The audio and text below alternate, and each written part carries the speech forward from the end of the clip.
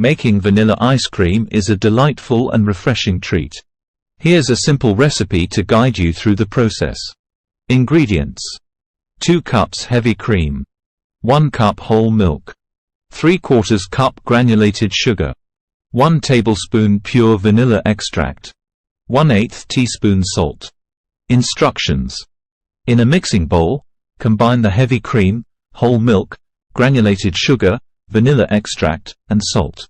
Stir well until the sugar is fully dissolved. Pour the mixture into an ice cream maker. Follow the manufacturer's instructions for your specific machine.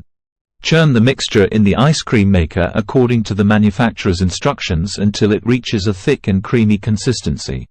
This usually takes about 20 to 25 minutes. Once the ice cream has reached the desired consistency, transfer it to an airtight container. Place the container in the freezer and allow the ice cream to firm up for at least 2 to 4 hours, or until it is completely frozen. Once the vanilla ice cream is fully frozen, it is ready to be enjoyed.